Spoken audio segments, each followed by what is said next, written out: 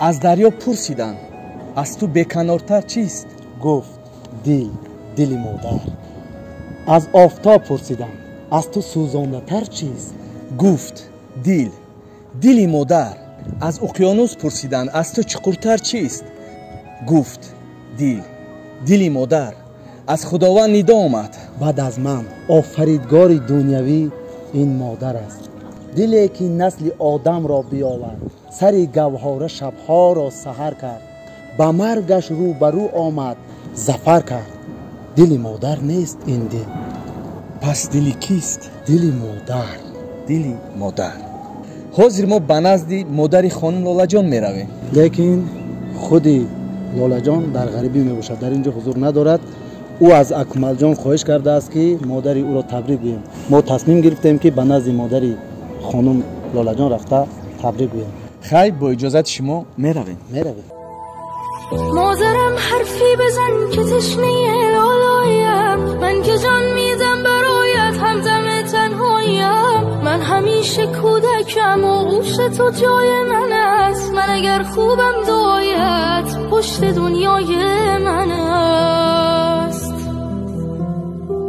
بوسه بر دستان گرمت میزنم شاه دلم، با حضورت خانه روشن میشود ماه دلم. هرچه میخواهد دلم پیش تو پیدا میشود، این همه خوبی چجوری در دلت جا میشود. مادر همه جان و تنم، شوق نفس کشیدنم، به موی تو قسم تویی همه جان و تنم. مادر همه جان و تنم، شوق نفس کشیدنم، به موی تو قسم تویی همه جان و تنم. ایا مادر دل و جانم فدایت، ایا مادر دل و جانم فدایت، که میخواهم ببوسم خاک پایت. زمین را سجده ها بهر تو سازم، فقط یک بار میخواهم دعایم. من میخواهم که فرزندم در غریبیه همیشه خوشبخت باشه و تنوز کر بلند باشه. الله اکبر. یک قرصک شد. مبارک شد مبارک. با نام تو این کلام مادر، با شیر تو احترام مادر، هر لحظه و صبح و شام مادر، از نام لاله جان سلام مادر. تو رنجه کشیدی روز و شبها، بوسیدی و را زیروی لبها، هرگز نکنیم تو را فراموش، داروی دوای هممان مادر.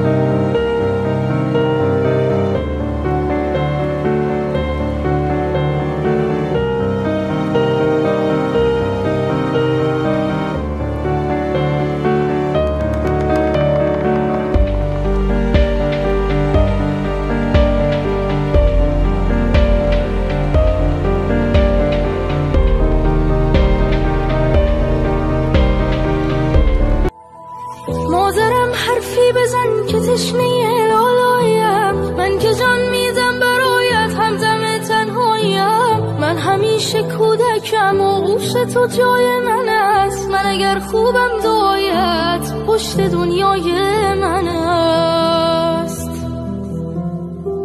بوسه بر دستان گرمت میزنم شاه دلم، با حضورت خانه روشن میشود ماه دلم. هرچه میخواهد دلم پیش تو پیدا میشود، این همه خوبی چجوری در دلت جا می شود؟ مادر همه جان و تنم، شوق نفس کشیدنم، به موی تو قسم تویی همه جان و تنم.